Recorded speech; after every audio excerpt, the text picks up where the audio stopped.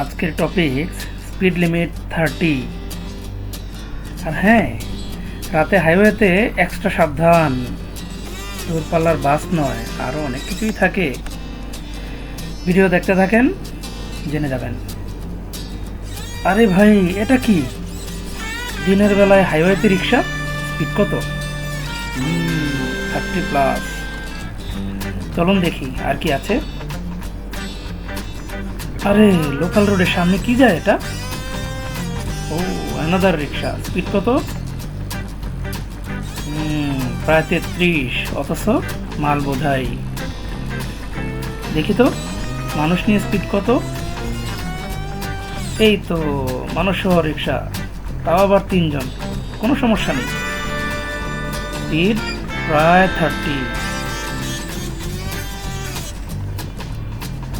আরে, রাতের অন্ধকারে ড্যামরা মেন রোডে রিক্সা, স্পিড কত?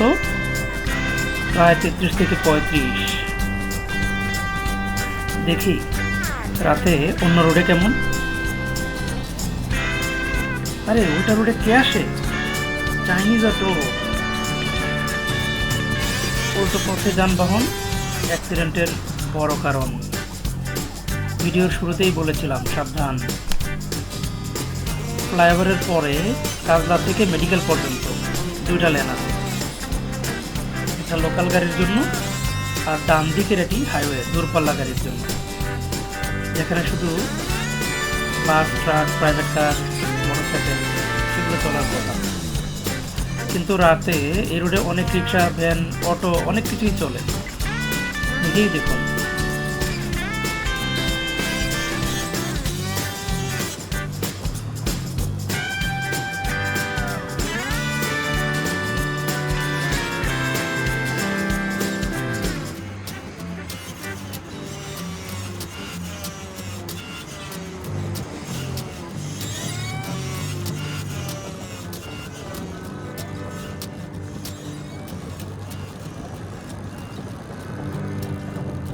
এই রোডে মেডিকেলের কাছে একটি চেকপোস্ট থাকলে এদের ঠিক করা যেত।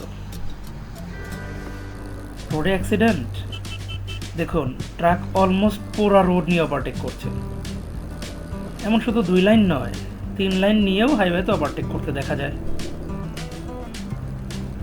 হ্যাঁ, স্পিড লিমিট থাকা উচিত।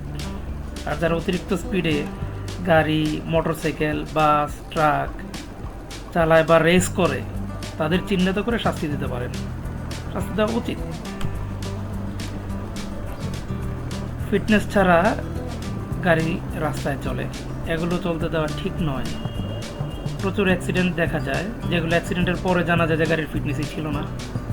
ব্রেক ফেল, লক্কর চক্কর গাড়ি, বেশিরভাগই বাস দেখা যায়। এমন শুধু বাস কেন, ট্রাকও দেখা যায়। ইভেন ট্রাকের যে ড্রাইভার,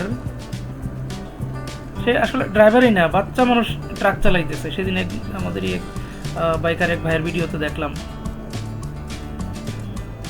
প্রত্যেক রাস্তায় স্পিড মার্কিং থাকা উচিত, মানে রাস্তার কোন সাইডে কত স্পিড।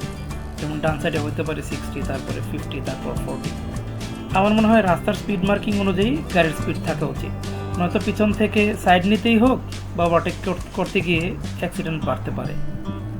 আর যে গাড়ি ওই নির্দিষ্ট পরিমাণ স্পিড নিয়ে চলতে পারবে না, তাদেরকে ওই রোডেই চলতে দেওয়া ঠিক নয়, উচিত নয়।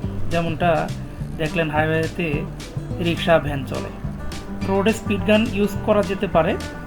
Random time police, petrol police কার নিয়ে যদি রোডে নজর রাখে, তাহলে এই বাইকারই হোক আর গাড়ি হোক, যে কোনো 4 চাকাই হোক, যারা রেস করে বা রোডের চেয়ে ওভার স্পিডে গাড়ি চালায়, এদেরকে রোডেই মার্কিং করা সম্ভব এবং আইনের আওতায় এনে শাস্তি দেওয়া সম্ভব।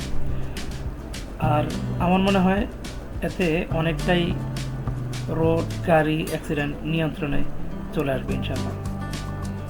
ধন্যবাদ।